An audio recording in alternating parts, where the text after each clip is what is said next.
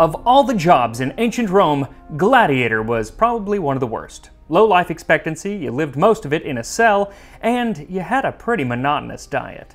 Mostly a porridge, or pulse, of barley and beans. So thank you to HelloFresh for sponsoring this video as we enter the Colosseum and dine as gladiators. This time on Tasting History.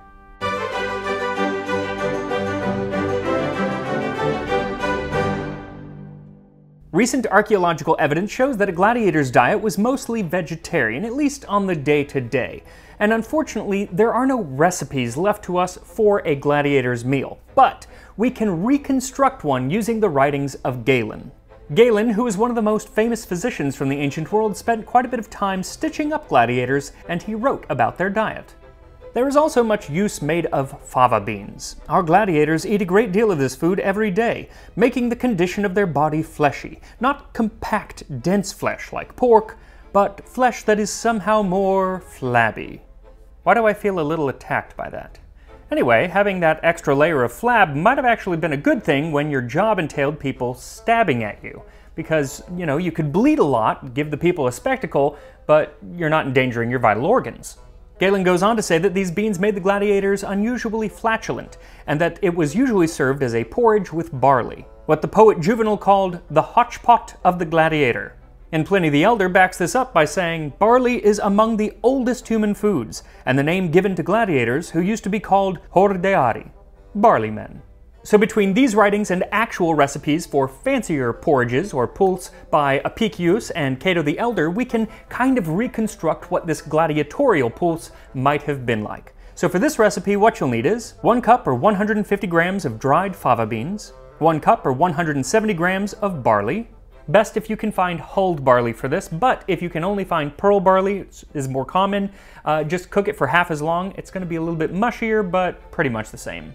1 quart or 1 liter of water, 1 onion chopped, 3 cloves of garlic pressed. For as Varro says, ubi allium, ibi Roma. Where there is the smell of garlic, there is Rome.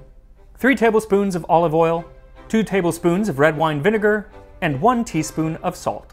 Now this is going to make a decent amount of pulse, which is required, for Seneca writes that for gladiators to withstand the blows and kicks of several opponents at once, and to such a degree that a man can last out the day and resist the scorching sun in the midst of the burning dust, drenched all the while in his own blood, must have copious food, copious drink, copious quantities of oil. But I'm not doing any of that stuff, so I'm probably not going to be finishing this entire thing of pulse, also because I just made a meal from today's sponsor, HelloFresh.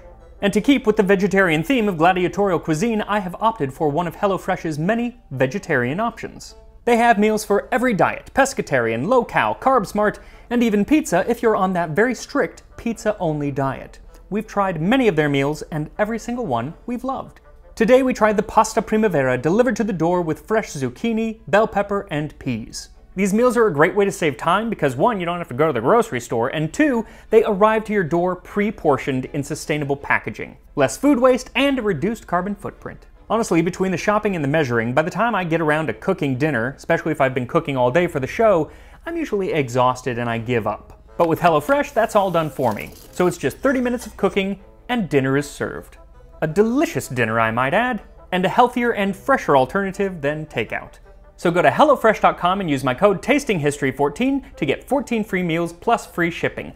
14 free meals, people! Just using my code TASTINGHISTORY14 at HelloFresh.com. But until you order, it's gladiatorial pulse for you. So first, soak the barley and the beans in cool water overnight. Once they're soaked, remove the peel from the fava beans, or you can just buy them pre-peeled, it's a lot easier.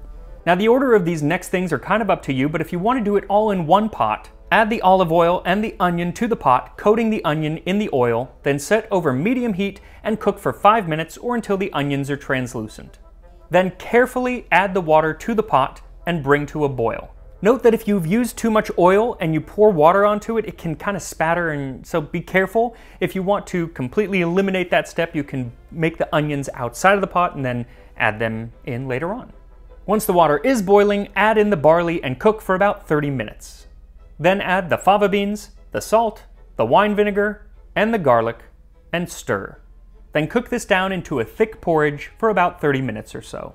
Now, I don't know when a meal like this became the standard cuisine for gladiators, but Livy tells us that the first gladiatorial games were organized in 264 BC during the First Punic War by two brothers, Marcus and Decimus Brutus. They did this to honor their father at his funeral, and gladiatorial games often accompanied funerals. In 216 BC, the sons of consul Aemilius Lepidus honored his death with 22 fights held over 3 days. Basically, if Dad had to die, he wasn't going alone. But what exactly was life like for one of these gladiators? Well, as our porridge bakes and you hit that like button, provided you're entertained. Are you not entertained? Let's take a look at the life of an ancient Roman gladiator. So you're a gladiator! Congratulations! And my condolences, because your life expectancy is frighteningly low, about the age of 27. But that rather short life is going to be very exciting as long as you like fighting, because that is what you're going to be doing most of the time, mostly for practice. See, as a gladiator, you'd belong to a ludus, or gladiatorial school. Some of the gladiators might be captives of war or criminals, and many choose to be there either as a way to pay off debt or because they just like killing things. But it does matter how you got there, because according to the poet Juvenal, net throwers aren't required to mess with convicted felons. Even the lowest scum of the arena observe this rule. Even in prison, they are separate. And essentially it is a prison of sorts, because you spend all of your time in a cell unless you are eating or fighting. Gladiators were slaves to the lanista, or the owner of the school, and to him you must vow to endure to be burned, to be bound, to be beaten, and to be killed by the sword. And right off the bat, I'm out. But if you do choose to stay, and you're good, then it's not all bad, because Galen talks about unctores, or slaves that are in charge of basically making sure that the gladiators are nice and comfortable and receive daily massages before heading back to their cell. So between the massages, the exciting cuisine, and the hours of training, your lanista has made quite an investment in you, and he's going to get a return on that investment. And he's going to do that by renting you out. First option, the army. In 69 AD, the year of 4 emperors, which we talked about in the episode on Vitellian peas, the Emperor Otho's defenses included an irregular force of 2,000 gladiators, a shameful assistance of which during the civil wars even strict generals availed themselves.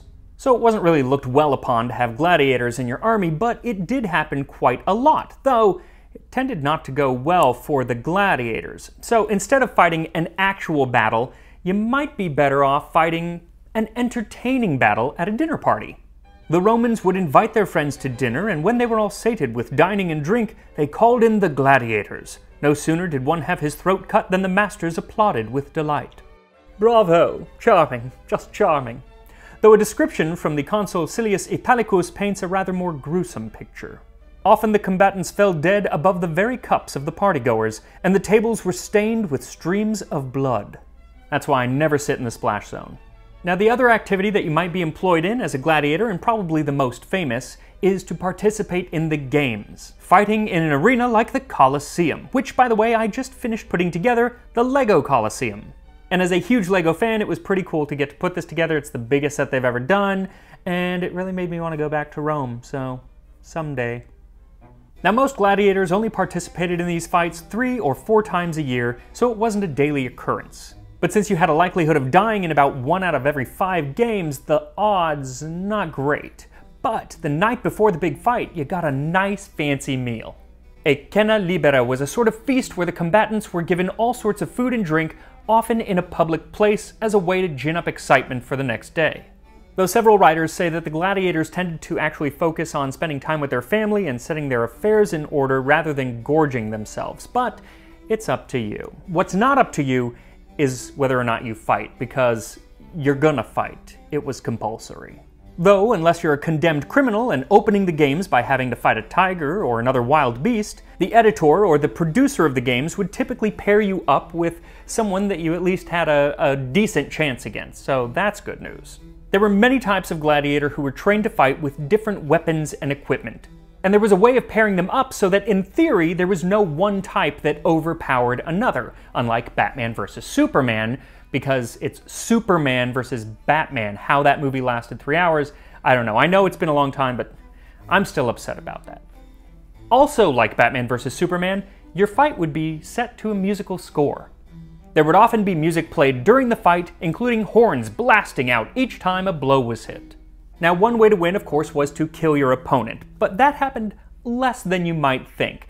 Namely because if you died, then the editor or the producer would have to pay your lanista quite a bit more, like 50 times more than what he paid to rent you. Kind of like if you rent a car and destroy it and didn't get insurance. Same thing. So instead of dying, if you were bested, you could raise your fingers up in surrender, or the gladiator may lower his weapon and test the pity of the people. And pity was usually given. Not always, but usually. An arbiter, who was usually the editor, or if the emperor was there, then it was him, would be the one who decided if you lived or died, though they would often take into account the voice of the people. When the thumbs of the rabble are turned up, let any man be killed to court the mob. So it wasn't actually a thumbs down that sealed your fate, but a thumb in general, just kind of waving around, we don't exactly know. It was called the pollice verso, or turned thumb, and if they wanted you to live, then they just hid their thumb. So you want to see this out there. But if indeed it was your time to go, you had to do so honorably. The gladiator, no matter how faint-hearted he has been throughout the fight, offers his throat to his opponent and directs the wavering blade to the vital spot. The vital spot being the jugular. Though while this noble death was the ideal, it didn't always happen that way. There was a story of 5 retiari, or gladiators with nets, who yielded to 5 secutores, who fought with short swords and shields. And unfortunately for the retiari, the audience flipped them the thumb. But when their death was ordered, one of them caught up his trident and slew all the victors. Caligula bewailed this in a public proclamation as a most cruel murder. And when Caligula calls you cruel, eesh. But if you did live, you got to basically be a celebrity. Roman children had figurines made of their favorite gladiators, and gladiator sweat could be sold as an aphrodisiac. So it's no wonder that they were very popular with the ladies. Graffiti in Pompeii calls out, "The girl's idol, Celadus the Thracian gladiator, fought 3, won 3, and Crescens, the netter of young girls by night." Noble women would often pay to have the winner of a fight spend the evening with them at their villa, and the poet Juvenal writes of Hippia, a senator's wife who runs off with a gladiator to Egypt. Though he questions why she's willing to throw away her reputation and forsake her children, her husband, and her home. For the gladiator was maimed in his limbs and verging now to age. Add that his face was battered and decayed, the helmet on his brow huge sores had made.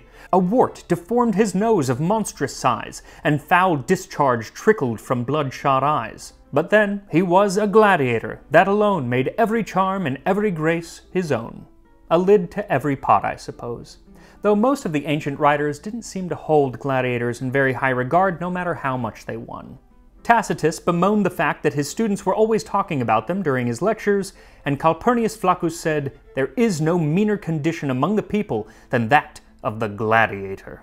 And Seneca writes in what sounds a bit like sour grapes, "How many men, I say to myself, train their bodies, and how few train their minds? What crowds flock to the games, spurious as they are and arranged merely for pastime? And what solitude reigns where the good arts are taught? How feather-brained are the athletes whose muscles and shoulders we admire." Just like how the football team at my high school got all the funding even though it was our choir that were the state champs. The jocks get everything. Nothing has changed in 2,000 years, and maybe I'm the one with sour grapes. Now, if you do live through enough bouts in the arena, you may be lucky enough to be presented with a rudis, or wooden sword.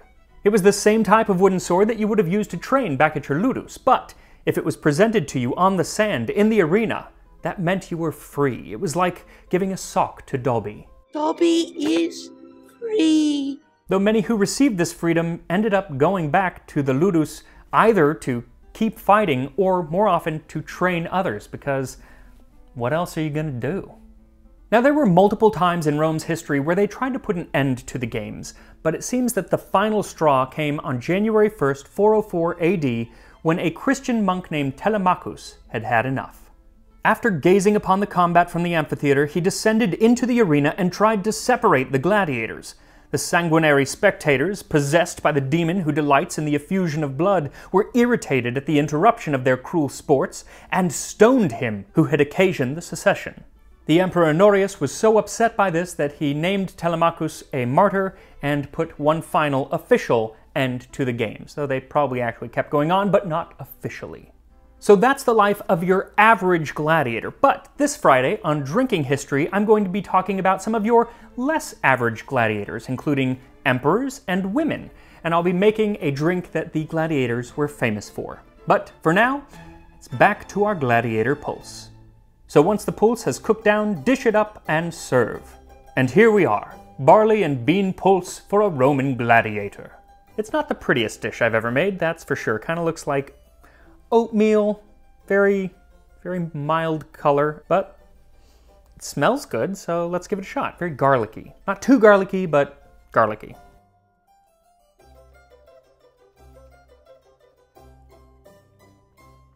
It's not half bad. There's that hint of sweet from the onion, but the garlic is definitely the most dominant flavor. You know, there's not a lot of flavor to barley or the beans, so they're just like an avenue for whatever else you put in here. I like the garlic because I like garlic. I might even put more garlic in, but anything that you put in here, that's kind of what the flavor is going to be. I think I did a very good job. I'm not gonna lie. Be careful not to oversalt this. This could become very salty very quickly. The thing is, this is a side dish. This is not an entire meal. I mean, it was an entire meal. This is all that they ate, but I don't know if I could eat like huge bowls of it for every meal. I think that would get very monotonous, but you know, that's how it was, the life of a Roman gladiator. So thank you to HelloFresh for sponsoring this video. Make sure to follow me on Instagram, Tasting History with Max Miller, and check out our Reddit and our Discord. I'll put the links in the description, and I will see you next time on Tasting History.